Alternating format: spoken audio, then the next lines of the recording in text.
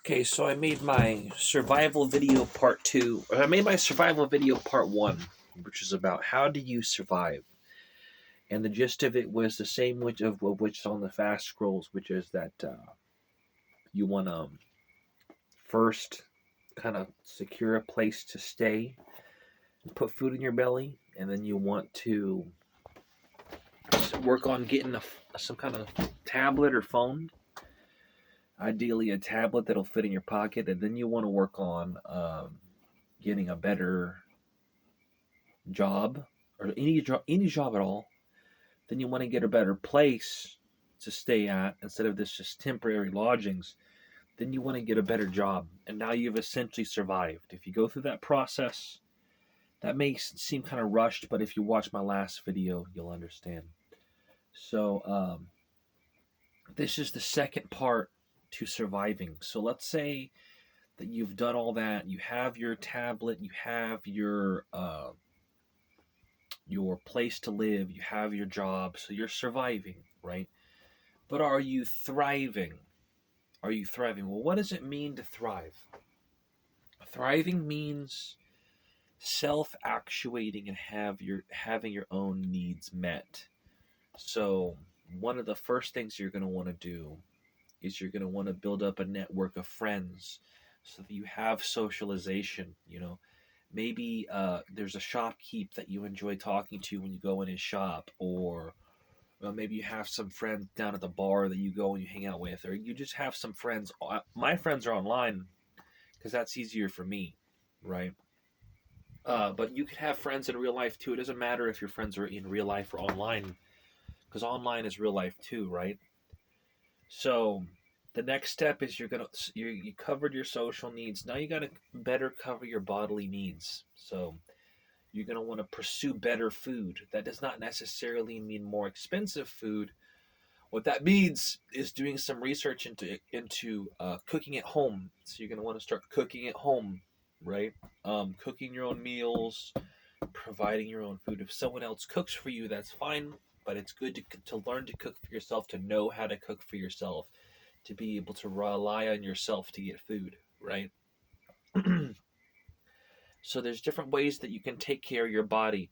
Having your place be clean, having the time to keep your place looking good, right?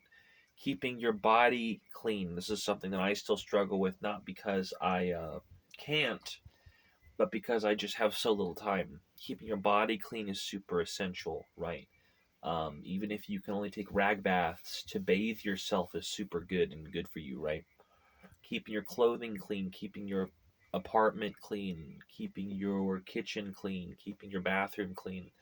This is all good for your mental health, Then there's exercise. So the fast scroll way of exercising is to basically go and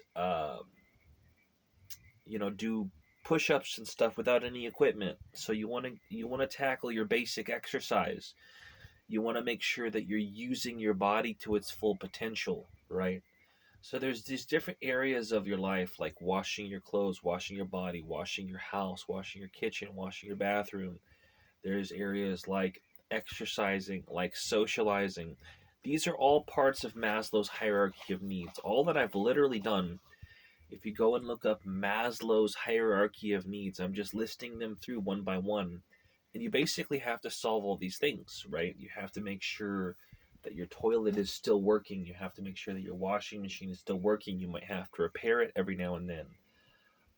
You have to make sure you're stocked up on food so that you have enough food to last you a little while. You want to make sure that you have a savings, of at least 6 months worth of savings saved up. So if something happens to you, that you're going to be okay, right? So these are all of your basic needs, and that's kind of the next step in survival, is not just surviving but thriving, meaning the things that we expect of a human to be able to do, like anything that would be considered immoral to deprive a human of. That's probably something that you want to do for yourself. So in a prison, it would be immoral if we didn't allow the prisoners to bathe, right?